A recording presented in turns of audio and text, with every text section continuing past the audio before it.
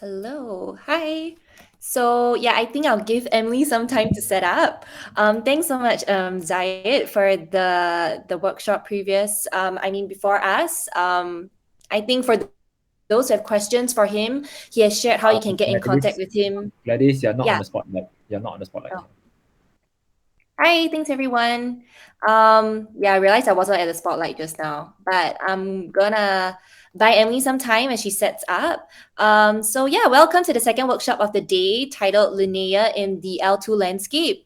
So we all know that the L2 landscape is wide. So how do you choose where to build? Well, in this workshop, our speaker Emily Lin, developer advocate of Linea and Truffle at Consensus, will kick things off with a L2 crash course, after which she'll share what makes a successful L2 before ending the workshop by talking about Linea, a Type 2 EVM equivalent zk rollup, and how you can deploy your first dapp on it.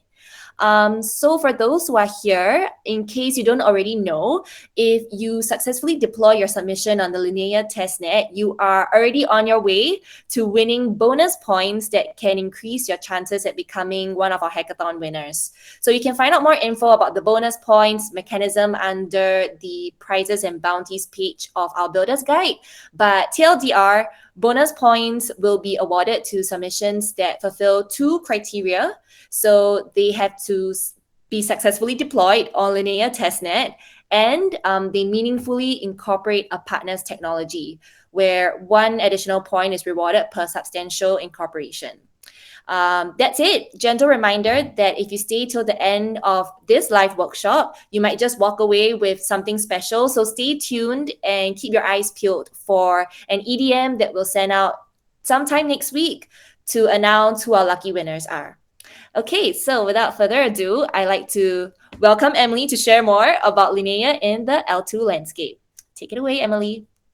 Okay, cool. Thank you everybody for hopping on. This is a very cute little venue, so I'm excited to give a workshop. Anyways, yes, Linea in the L2 landscape. How to and where do you choose where to build? Just to kind of go over what we're talking about today, we're going to start from the very basics. Zero to hero. Maybe you guys are already familiar with what L2s are. But I want to make sure we address everybody in all kind of levels. So we'll start from, why do we have L2s in the first place? What are they? Getting into ZK rollups, zkEVMs. Then how does Linea relate to all this information that you get? Last piece, or I guess three last pieces. What matters when you're choosing actually deploying a smart contract, specifically the 1155, kind of in rate of $115,500 in prices, and then leave some time for questions at the end. So essentially, like before we start, right, like what is Linea? So Linea will be a type 2 ZK rollup. We say will be because we're on the way. When I explain kind of type 2s and what they are, I'll talk about how Linea relates into our goals for type 2 and why you cannot yet say we are a type 2. But yeah, we'll dive into that later. But to start from literally ground zero, right? Like what are the basics? Why do we have L2s? Let's start with the blockchain trilemma. So if you guys aren't familiar with the blockchain trilemma, oh, whoops, my slides, I forgot. All right, I guess I wrote over the slides. That's fine. Oh, they're in the wrong order. Well, we're here. So the blockchain trilemma is essentially a pick two situation between security, scalability, and decentralization. So that basically means when you are creating a chain, right, you have to decide, like, you can't have the best of all three worlds, right? So if you want to build something like, let's say, secure and decentralized, being scalable is not easy, right? Because you have to propagate all of that information across all of the nodes. And that's just not fast to do the execution and all of that, right? So when it comes to Ethereum specifically, right, like how does this fit into the blockchain trilemma view? Right. So we've chosen security and decentralization. Scalability is kind of what we decided to sacrifice. And what has that done? I think at the start of Ethereum, we did not expect kind of all of this volume that we're experiencing, especially during the bull market. And so recently, the ecosystem has grown, transactions are high, because gas costs are decided by the amount of network activity on it. This basically jeopardizes the adoption of Ethereum by pricing out users, as well as that competition for getting your transaction in creates kind of slow transaction times, also known as finality, which also degrades the user experience. So it's an interesting thing, I think, to think about like scaling solutions as a user experience problem. They definitely fit under the bucket of infrastructure and tooling, right? But like separately, it is kind of also in that line of like, how do we improve kind of the developer or the user experience? So like normies, or I guess also developers, when building and interacting with Web3. So I'm going to go back into the different slides because I messed up the order. Unless, did I just copy it twice? Nope, I didn't. It's just the wrong order. That's fine. Okay, so what does that mean? What do we talk about when we talk about layer ones and layer twos, right? So layer one is basically the underlying foundation and base blockchain. Kind of in this image in the right, on the left side is kind of what we know as Ethereum. It's the execution of those transactions settlement, so making sure that all of that goes down, consensus, and the data is being stored, right? So when we split it up, then what do L2s do is they essentially pull off execution from Ethereum. So rather than also doing all of that computational work on Ethereum, we actually do that in an off-chain virtual machine, post that data back to Ethereum for Ethereum to handle the consensus mechanisms, the settlement, and the data availability. I'm going to touch on this data availability piece like pretty strongly because I feel like it's not a common knowledge, I guess, with rollups, right? Why we leverage Ethereum for settlement, consensus, security is because we are also posting that data back to Ethereum. That's kind of what data availability is. So if you think about, I think a really popular chain that people are using is Polygon, right? So Polygon actually has a couple chains. They have Polygon zkEVM, but probably what you guys have mostly interacted with, if you have built in Web3 before, is Polygon proof of stake. So in the testnet sense, that's like Polygon Mumbai. For clarity, Polygon is a side chain. So a side chain is completely separate from Ethereum. It has its own consensus mechanisms. All of that data is settled on separately on Polygon. So Polygon is going to run into its own issues of scaling. If it gets too popular separately, if like there's some error or bug or whatever, all of that information is stored elsewhere. So Ethereum, as kind of, we can say, the ecosystem and the community and the extreme amount of decentralization that it has, making that data available and very secure, it's kind of what you lose using a solution that's like a side chain, for example, and why rollups specifically have to post that data back to Ethereum in order to be qualified as a layer two. So that's kind of a big distinction that I think a lot of people don't know well. Can you guys hear me? Or I got a message saying, are we good? I saw in the chat. Okay, cool. We're good. So we can move on. So when we talk about layer twos, what are the different solutions? So basically, layer twos, there's a wide variety of what they are. There's something called like a validium, but basically what's won in the space are rollups. So what exactly is a rollup? It's pretty self-explanatory. Essentially what they do is they roll up a bunch of the transactions off-chain, execute them, and then push them back to Ethereum. How do they actually work? Let's talk about the anatomy, and then we'll dive into how that relates into Linea's architecture, right? There's a few pieces. There is an on-chain contract. So this is the L1 contract that sits on Ethereum. What this is it stores the rollup blocks, it monitors the state updates, and tracks the deposits and withdrawals that happen, which I will explain in the next slide. But essentially, this is kind of where you can see all the data being available, right?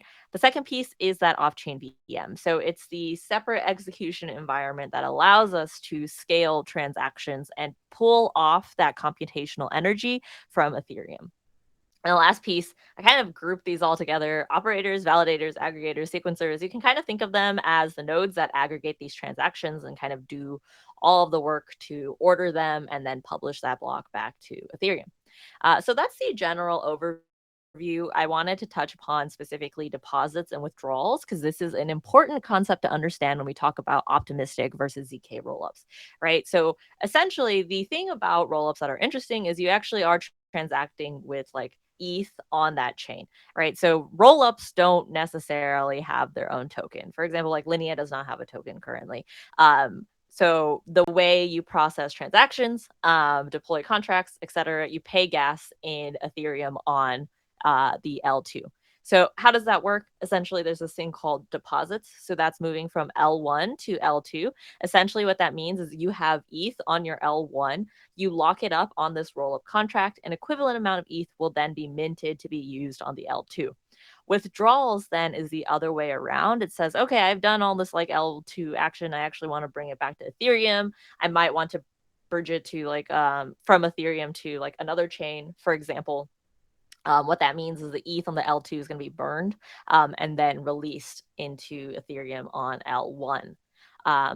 This becomes important when we talk about optimistic rollups, right? So when we talk about, I guess you could say, how rollups work, right? When we post that data back to Ethereum, how do we verify that that information is correct, right? We can't just like be posting random stuff. And so this is kind of where it comes into the proving mechanisms.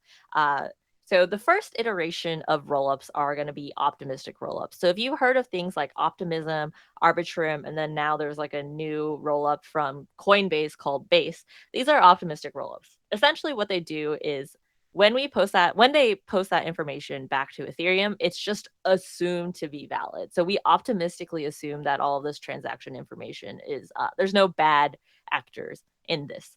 But this doesn't sound super great if we just post it immediately. So what optimistic rollups do is actually institute something called a challenge period.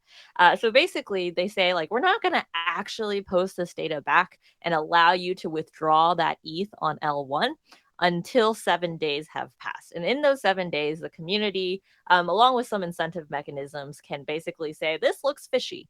And if someone says this looks fishy, a fraud proof is run to check whether or not, yeah, it indeed is true or false. And then kind of that is the process of how an optimistic. So you can imagine this is actually fragmenting the speed of liquidity across chains.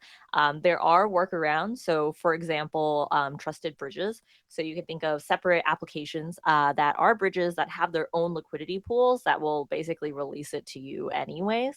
But they don't handle cases like NFTs, for example, because you can't have like a liquidity pool of NFTs. But yeah, anyways, that's kind of where optimistic rollups sit. The next iteration of rollups, and this is kind of where Linea fits in, right, is zero knowledge rollups. So optimistic rollups are pretty easy to implement.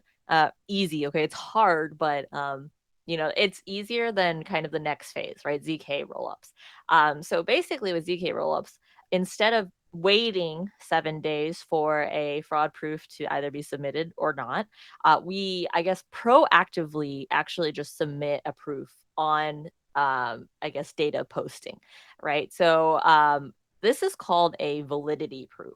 So with a zero knowledge roll up, there is a actually separate verifier contract that can consume a proof and then basically verify whether or not this is true or false.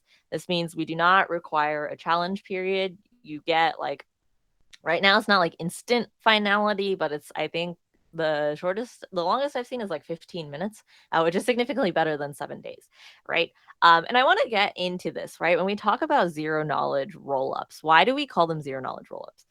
Specifically, zero knowledge proofs allow you to prove something is true or false without making that data, like, I guess, providing that data to the verifier. What this means for zero knowledge rollup specifically is that we are using zero knowledge proofs for the validity proof to commit as little data as possible because a zero knowledge proof has that property. What that also means, right, is people think privacy with zero knowledge proofs.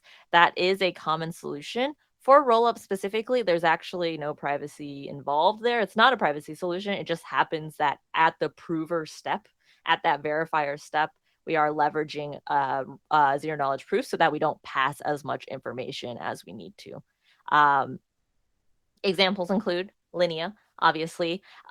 Basically other things that you might have heard of in the space: zk-sync, Polygon zkEVM, Scroll, Starknet, and there's others too. And, there's a bunch of L2s, right? And kind of this is where we get into how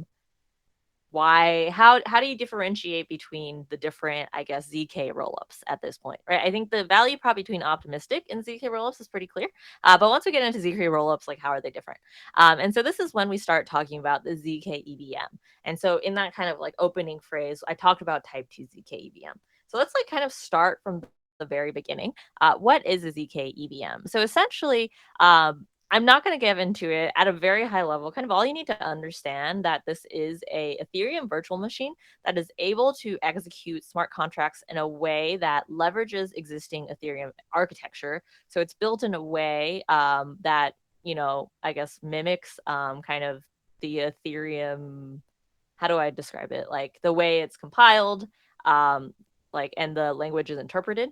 As well as in a way ZK proofs can understand. So this is when it gets really math heavy. When I talk about this, we talk about something called arithmetization. So let me circle back, right? A ZK proof is a mathematical proof. The way it works is it has a set of constraints. So you can kind of think of it as various like logical or properties and properties that a verifier can run through to get a true or false statement. And the big question is like, how do I turn solidity into a mathematical proof? That's actually very difficult. I don't know how to do it. The Linea team and really smart math PhDs have figured out to do it. And part of that is like actually through this thing called the zkEVM. The tech, I can refer you to our research papers if you want to understand it more. But essentially, that's what a zkEVM. And the different zk rollups have implemented their zkEVMs in different ways. And this is when we start to think about the trade-offs and why one is important, why you would choose one over the other. And I guess also to this point, right, like I can't explain it at all. And this is kind of also why zk rollups came after optimistic rollups. Like the idea that you could prove Ethereum like transactions was just like it was not, I guess, conceived to be feasible. And that's why optimistic rollups came first. But research has happened, and the thesis is it does. And this is where we get into the different types of zkEVMs. So Vitalik posted a paper about the different types of zkEVMs. So there's 4 different types of kind of how the different rollups have decided to design the way they work. Right. So type 4 is going to be the farthest away from Ethereum. So it's the most different. So it's high level language equivalent. So for those of you who have already been developers, you can write in Solidity, you can write in Viper. That is exactly the same. So that experience doesn't change. However, the piece then is it's not bytecode equivalent. It's actually a little bit different. What they've chosen to do is modify parts of the EVM to make it more compatible with ZK. What does this mean for you as a developer? That means your tools. So if you're using like Hardhat, Foundry, Truffle, they have to change. They don't inherently understand type 4 zkEVMs. So if you are working with zk-sync, for example, you have to install a separate plugin. There has to be a team that maintains that separate plugin, right? When we talk about Starknet, for example, they started out only writing in a separate language called Cairo. So at that point, they weren't type 4 zkEVM, but essentially at the time, you had to learn a new language. You can think of it as security smart contract auditors had to learn Cairo, and then kind of, I guess, figure out. So you don't get the network effects of how big Ethereum is right now. But essentially, what I guess their thesis was, right, was that, EVM, like, let's actually change Ethereum a little because we don't think that it's the best. So it's a better idea to change what exists than to try and be compatible with it.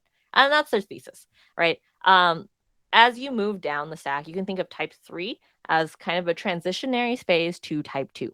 So type 2 is everything type 4 is, high level language equivalent, but it is fully bytecode equivalent.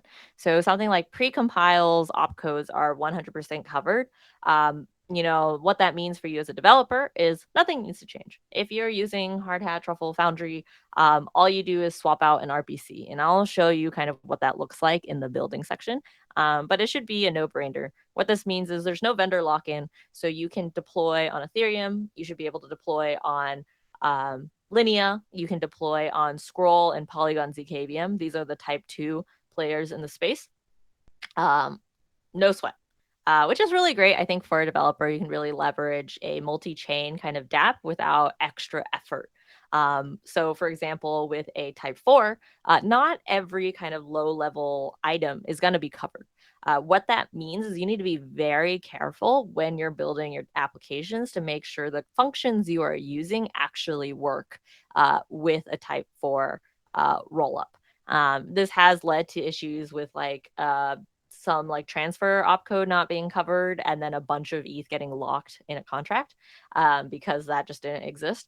So there are little things that you need to worry about that you don't need to worry about with a type 2. And the last piece is going to be type 1. This is fully Ethereum equivalent. They don't change any part of the Ethereum ecosystem. I think for most people, it doesn't really matter that much. It has a little bit different. The difference between type 2 and type 1 has a bit to do with data hashing, but this is more important for maybe someone who's building a bridge, for example. But you can find more about it in the paper by Vitalik. Anyways, these are the different type 2 zkEVMs.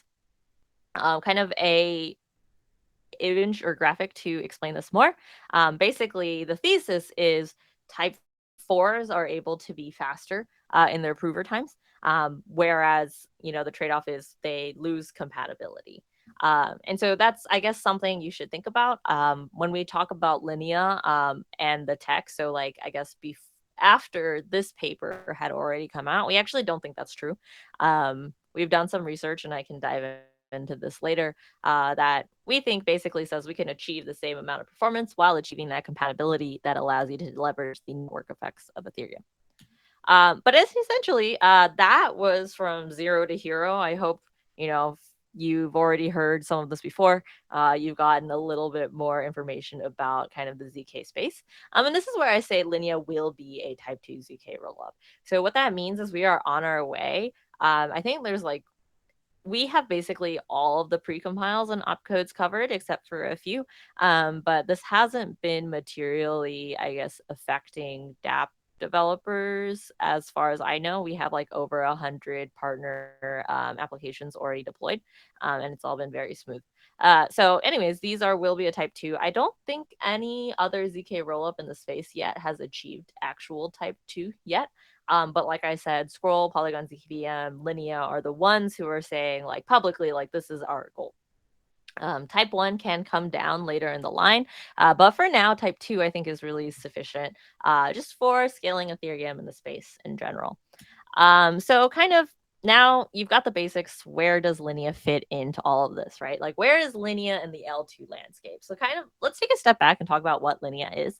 Linea is a product of 4 years of research and development at Consensus. Well, it's 4 to 5. So sometimes you'll see 5, sometimes you'll see 4. It's this weird ambiguous. It could be either or, right? But anyways, on the way to type 2 zkEVM, our prover is award winning. This is actually a really fun fact, I guess. But anyways, I pulled these stats today, right? So as of we went public testnet end of March, or I think end of March, early April. At this point, we've had over 48 million transactions, 5.5 million unique wallet addresses, a lot of contracts already deployed. I think that really speaks to how popular the ecosystem is and people's belief in it.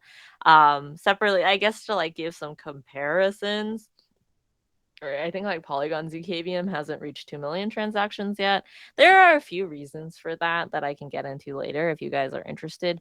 But regardless, there's a lot of activity happening on Linea, which actually I think is an interesting problem. I don't know. I'm going to deviate from my, I guess, presentation a little bit later because I think there are some things that Linea has experienced specifically that we are so popular that has allowed us to kind of shape the thought around the future of the L2 landscape that other L2s haven't really been able to experience or think about.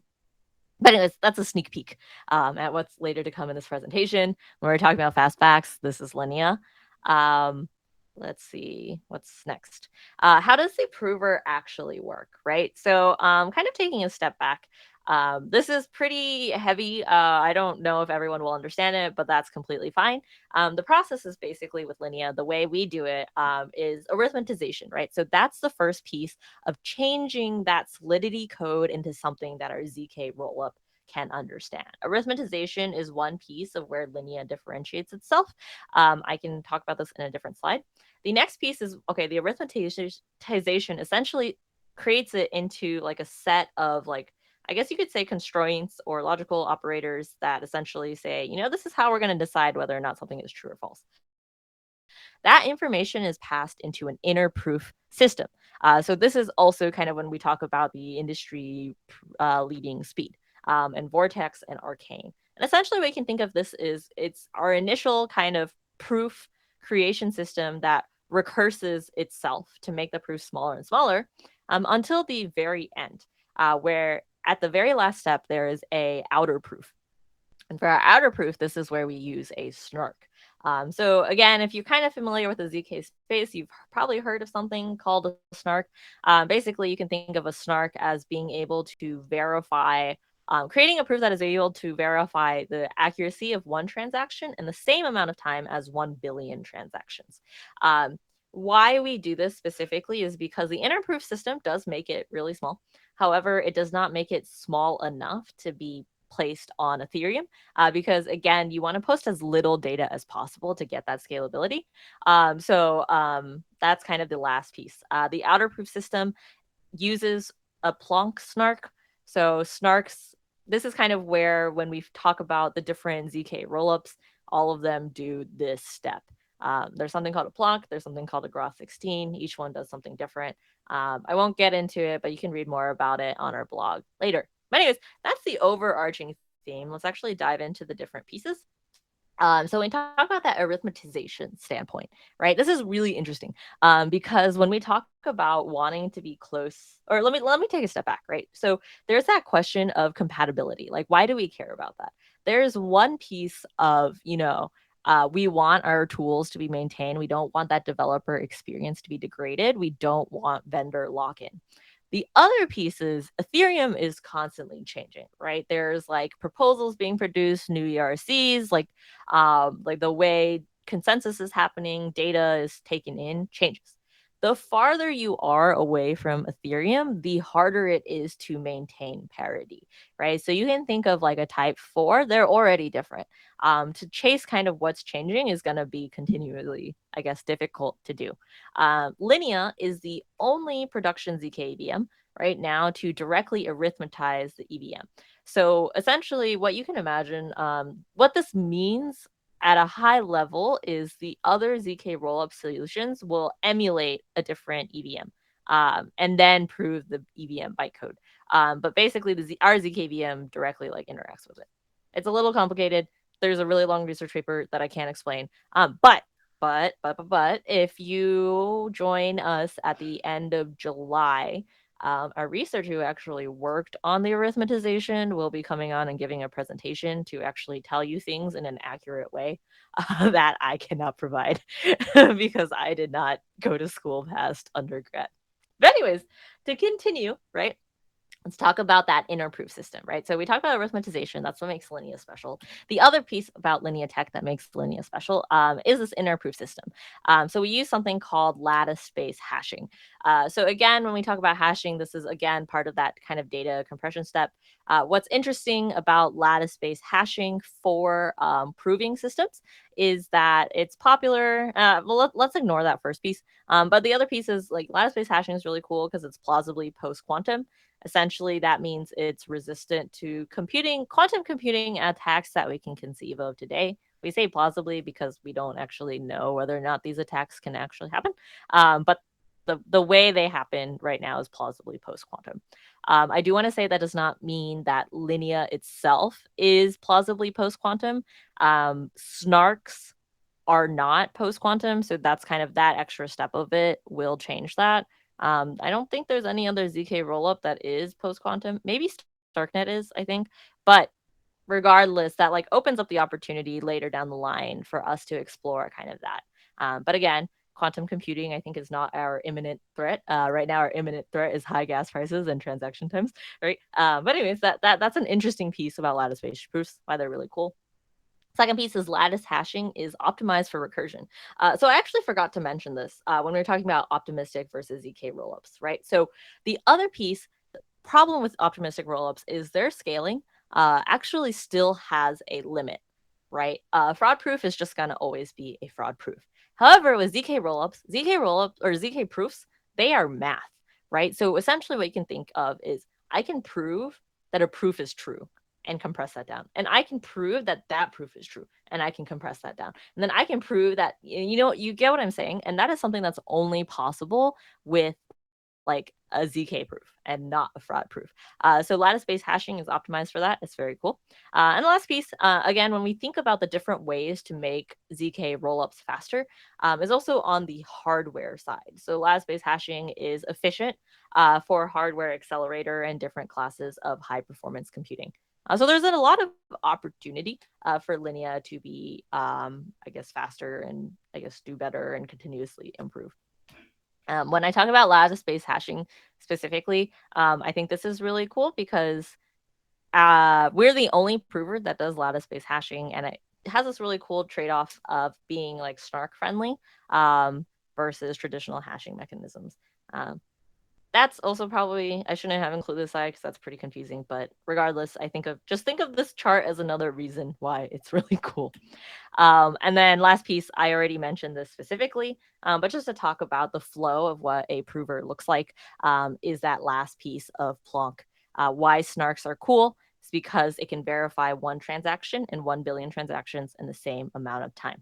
After that, all of that information is posted back to Ethereum. So the proof for that verifier contract to understand state commitment and the call data. So you can think of that as the data availability part. Everything looks good. That state is finalized on that L1 rollup contract for Ethereum, basically to leverage the security of the Ethereum ecosystem. But wait, tech is not the only thing that actually matters, right? I think for devs, we were really interested in this piece, but I'm actually going to say it's not super important. Ultimately, right? So like, where do you choose to build?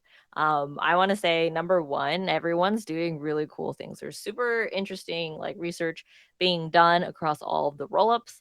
I think as we move to a multi-chain world as well, and like multi-chain infrastructure, kind of evens out. The different L2s is not as important, but like, why do you choose where to, I guess, deploy your dapp first? Is going to be the kind of the ecosystem around it, right? There's the consensus ecosystem, which is really cool. So there's something called Bezu. This is going to be kind of, and I forgot what it's called, like an Ethereum client. But essentially, this is an open source, really popular Java client for Ethereum that allows us to reuse battle hardened components for our prover, tweak optimizations on our L2 itself, as well as allow us to, in the future, if we would like, to move to a type 1 and prove Ethereum blocks. The second piece is Infura. So how do you actually access the network? It's going to be through node providers to kind of facilitate, the uptime and running of all of that. Infura sits within consensus. Linea is able to leverage that. The next piece, actually, I think this is the strongest selling point and something to consider, right? As somebody who might be looking for funding or like users, right? Is eyeballs. So MetaMask has a native integration. Right now, if you look into your wallet, and I'll show you this later, you will directly see like the Linea network in your wallet.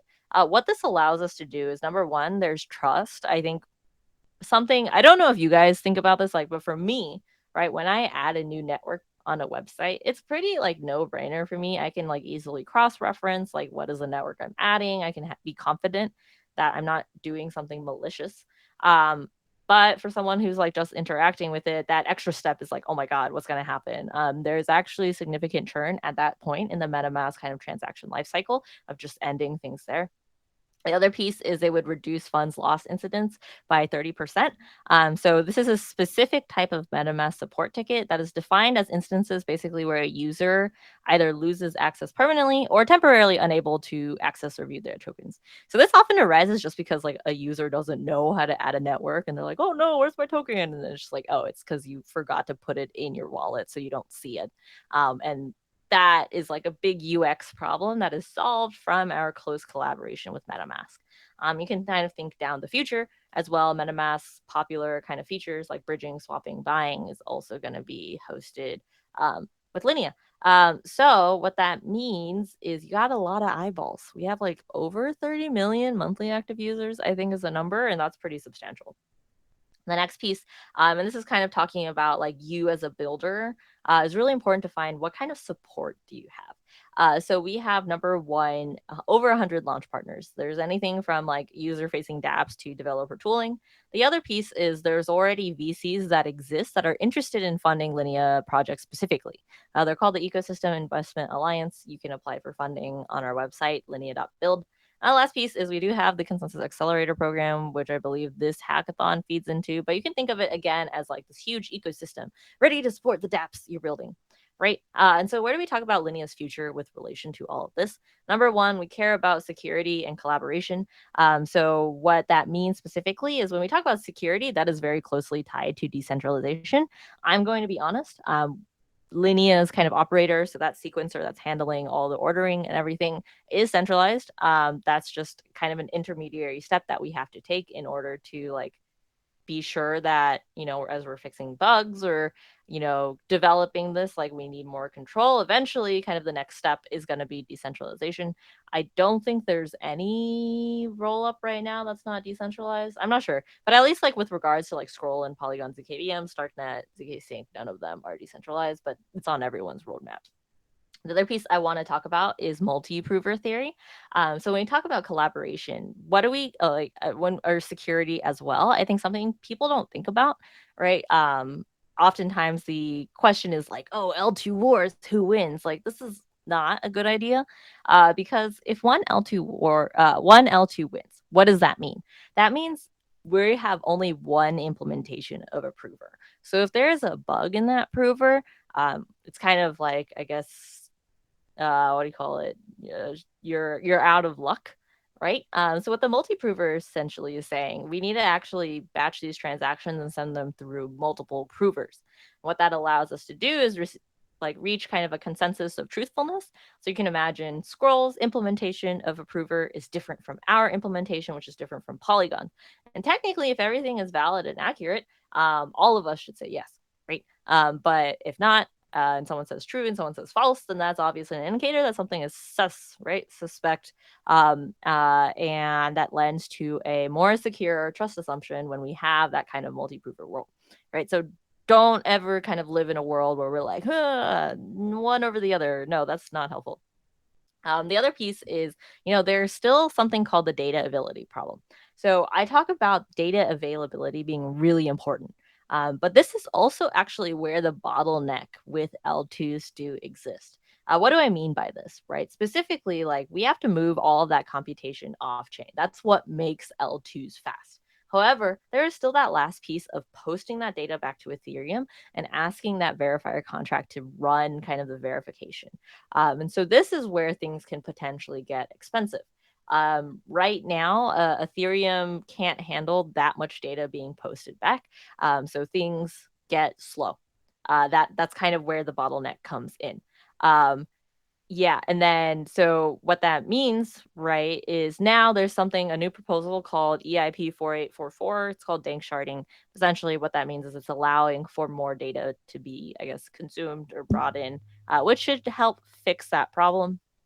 When I talk about like kind of Linea experiencing something that none of the other rollups have had, is specifically because we've had so much activity that we like the amount of data that we were posting back to Gurley testnet has been a lot as compared to the other rollups, right? So that's when we started affecting the Gurley testnet. And this is like both a good and a bad thing, I guess. It's good in the sense that like we're discovering these problems. We are like familiar, like it's, I guess, clear, concrete proof that L2s aren't the be all end all, and also that, you know, are really popular. And so yeah, what that means kind of moving forward. And when you think about you know, the future of scaling Ethereum, as a thesis for things like L3s and beyond. I'm not going to dive in them too much, but you can think of like L3s, app chains, as like layers that sit on top. And again, like getting that extra performance boost as we kind of build these different, I guess, sections. I don't know how to explain it perfectly, but again, something to think about in the future, and like understand that, you know, L2s aren't the final solution. Um, there are other projects that are trying to fix that data availability problem as well. Eigenlayer is one of them. I'm not too familiar with it, so I don't want to kind of explain it. But you know, when you're thinking about the problem space of Ethereum, projects that you're interested in exploring, getting involved with, using, this is actually a really interesting part, I think, of infrastructure and scaling, that is very ripe for innovation. But anyways, so what matters for builders? You kind of, I've touched on this multiple times, but I'm just going to kind of do kind of a summary. So first off, what are you thinking about when you choose where to build? Am I building optimistic? Am I building zero knowledge? How much liquidity is on that chain? So basically, how much, I guess, token is on there for users to actually interact with the application that I build on this chain? EVM compatibility / equivalence. This is when I'm talking about the different zk-EVMs. So as a developer, how painful is my experience to write on it? How easy is it? What tools exist? And along that line, developer friendliness, right? So docs, support. I mentioned ecosystem here specifically because I think the thing that I always say is L2s are intentionally boring. Like literally, the prize for this is just deploying your smart contract, right? But what makes a dapp robust is the developer tooling that allows you to leverage more powerful kind of experiences. And so I'll give some examples at the end, but that's something to think about, like what is currently built already for you to use as a dev on these chains. Last piece, or I guess the two last pieces, right? Users, again, like how many eyeballs are going to be there? If it's like an empty chain and you're deploying there, then that's probably not somewhere you want to be. And last piece, security. So what are our trust assumptions? Optimistic proofs have less secure trust assumptions than zero knowledge rollups. Think about like decentralization. Is the code open source? All of these things. So where does Linea fit in? Linea is a zk rollup. Liquidity wise, right? So optimistic rollups currently win. They are the first ones there, but we expect that to change as the zk rollup space continues to develop. Linea, like, again, I think is really popular, so I don't see this being a problem in the future. EVM equivalents. So we're on our way to type 2 zkEVM. There shouldn't be any problem right now. The last piece, right, again, is users from that MetaMask perspective, and ZK proofs for security. Decentralization is on our roadmap. Open sourcing is on our roadmap. These are things that we know are like number one to establishing trust with a rollup, and just in general, like making sure that things are secure. We have like bug bounties and other things like that. But anyways, let's deploy an ERC1155. So let's actually get into like what it looks like. So let's start off with like, if you guys aren't familiar, what is an ERC1155? I chose ERC1155 for a few reasons. Number one, because, you know, I think that's what inspired the bounty amount. The other piece actually is when we talk about building a dapp. So like building a dapp that wins on a chain, or like it's kind of what creates stickiness, right? So my personal favorite kind of use case, and this is for me personally, I'm not going to tell you guys to build a game because I think building a fun game is very different than just building like a generic game, right? But when we think about, you know, what generates a lot of activity, gaming, I think for me specifically, is there's a fewer number of users, but they're much more engaged. They sit there for longer, and they're doing more transactions. So that's kind of why, generally, as a trend, my opinion, I think, is like gaming has become more popular. But I'm going to tell you guys, like, please don't build another Axie Infinity. Like, make the game fun. If you're not a game designer, please try to build something else. But anyways, this is why I chose ERC1155. This was actually proposed by a gaming company. I forget what they were. But what this is like really interesting has allowed you to do is, you know, when we talk about I guess, primitives that exist on chains, right? We have ERC20s, so those are going to be your tokens. And ERC like 721s, those are your NFTs, right? Which are both very popular kind of parts of a video game, for example. However, there's a problem with that, right? So kind of when you think about the types of transactions that might happen is I could be trading like multiple items, as well as like multiple, what do you call it? Like I could be trading tokens as well as NFTs. But this is problematic. If you guys have kind of built a smart contract before with like a 721 or a token, there's a few steps, right? So if I want to transfer like 1 horse, 2 gold, 1 silver, and your finest sword, each of these are a separate contract, which means you have to execute that contract transfer on each separate contract. And then as well, depending on how you create, what do you call it, the different contracts or like the way you structure things, each one is going to require like an approval mechanism to actually send that transfer. So that's like problematic, right? When we think about like increasing the number of transactions, increasing the number of gas, right? And the last piece also actually is this thought. If you guys aren't familiar with like semi-fungible tokens, so this is kind of like a concept of something that has both the property of fungible and non-fungible tokens. An example would probably be like entry ticket, for example, is what I gave. So at the time before the event happens, all of our tickets are interchangeable. They're fungible. They will all get us into the event. Once the event is over, for example, they're like that kind of becomes non-fungible in the sense that it might turn into a piece of memorabilia. So now everything is kind of unique. So, there's actually another standard for semi-fungible tokens.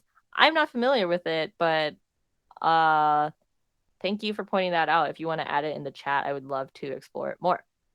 But at least like when ERC 115K5 came out, that was like one of the concepts that it could potentially power. There is one question about what kind of projects we can create on Linea to take advantage of its full capacity. Like, honestly, this is what I mean when I say Linea is super boring. There's literally nothing special about it.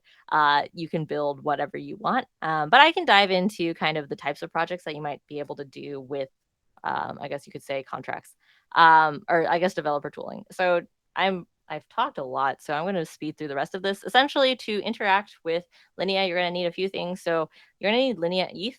The way you do that is 2 ways. You can either bridge Girly ETH, so get Girly, and then what do you call it? Bridge it over to Linea. The other piece is we have the easiest one. You guys are really lucky because you're part of our hackathon. Feel free to ping our Discord and we can just send it to you. That's the least frictionless way to do it. Last piece is all you need to do is like swap out your RPC. It's not any different. I'll walk you through actually deploying with Hard Hat and Truffle.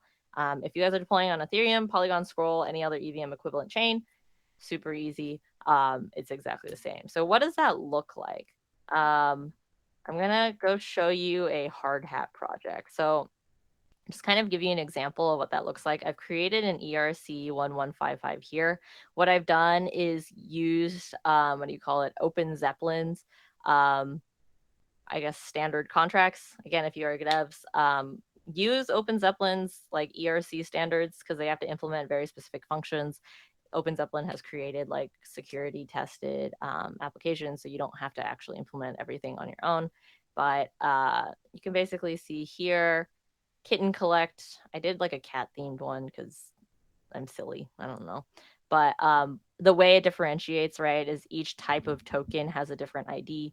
And you can pass that information and how much you want to mint. So in this case, I'm just minting everything to the sender, the deployer in the constructor. But imagine you can probably create different mint functions for different like tokens as well. And we're using mint batch, so this is actually minting multiple at the same time. But anyways, the point that you guys probably only care about, right, is a few things. So you need a .m file to store your private key information as well as your Infura API key. What this looks like is this is Linea, this is Girly, this is Truffle Dashboard. It's exactly the same. So Truffle Dashboard is going to be something like this. What do you call it? Scripts deploy.js. And this is me having already deployed. Oh, whoops. Board.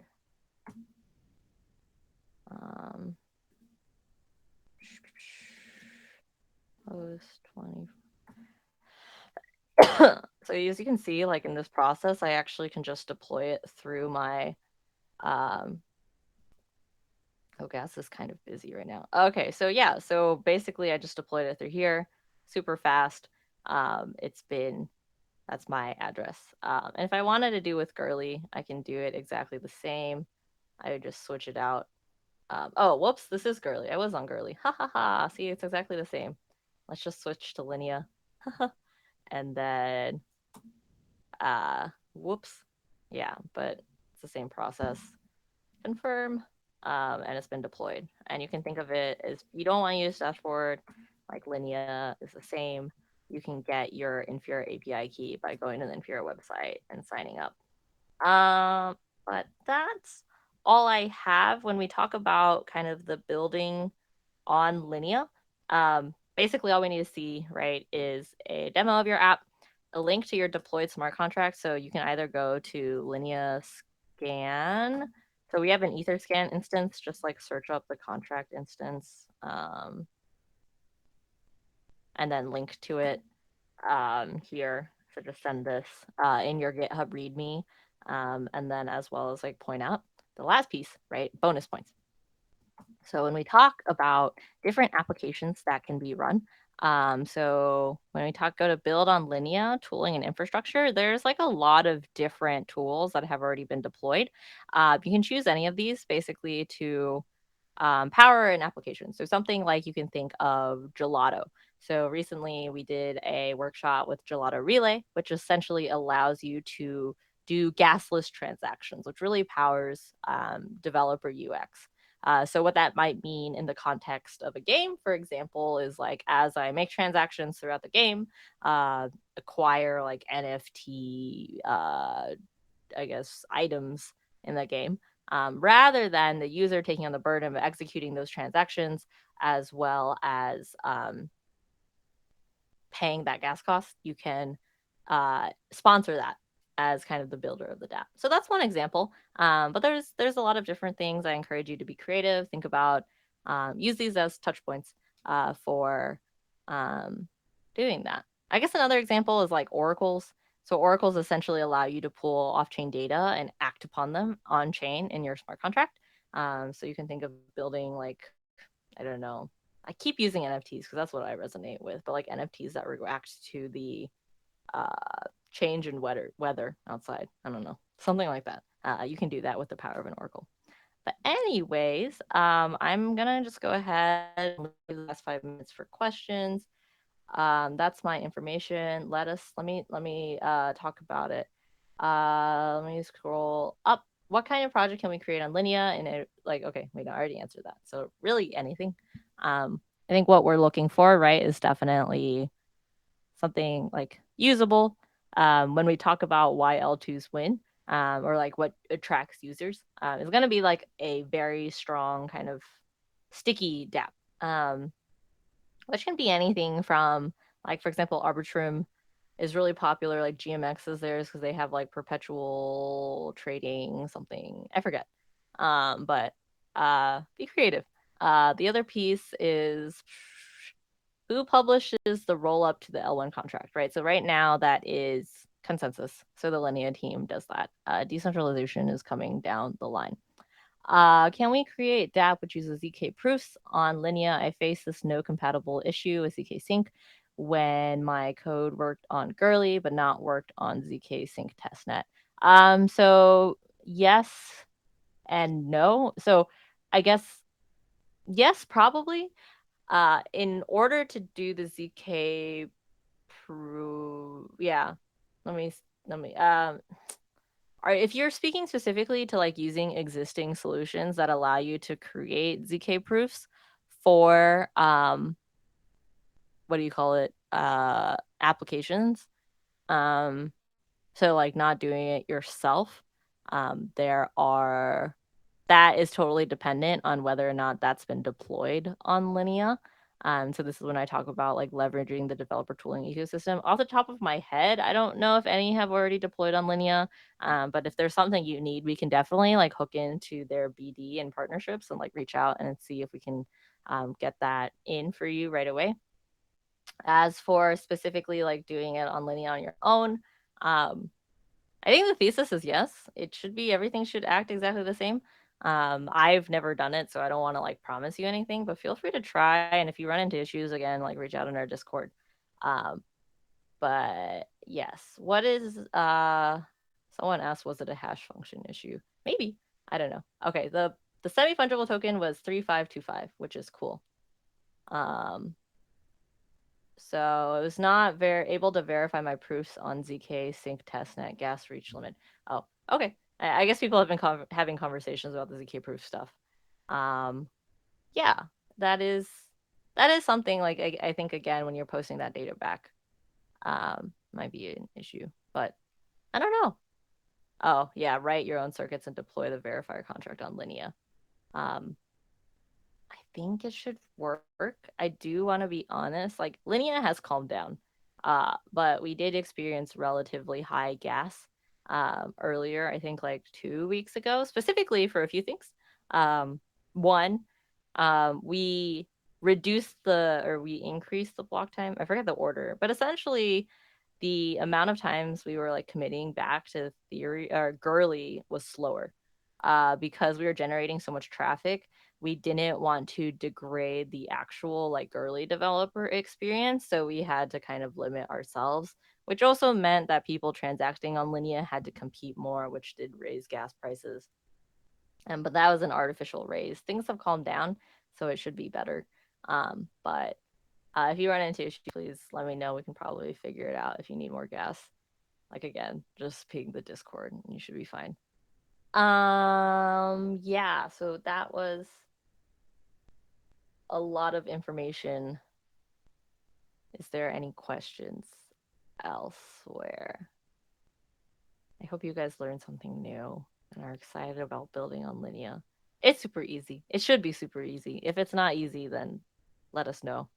Um, but yeah, Okay. awesome. Think okay, Mika said this was awesome, thank you. Yep, we can give virtual applauses to Emily. But yeah, thank you so much, Emily, for doing this workshop, the crash course on Linea L2, and really sharing more about, yeah, I guess for me it was very insightful just knowing, I guess, the genesis of even just the different rollups. So really learned a lot myself. And for the rest of you, if you've joined in halfway, don't worry. The full recording can be found on your builder's guide. It'll be parked in the resources section, and it'll be ready by tomorrow. So yeah, for those whose day just started, have a good day ahead. And for those like myself, who's it's nighttime now, have a great night. You can stay around. I think Emily might be hanging out just a few more minutes as well. But you can also reach out to her on Twitter. I believe she shared her handle, or on Discord. I think the Linea help desk has been very active, so she'll be able to answer your questions there as well. So thank you, everyone, and thanks, Emily. Thank you.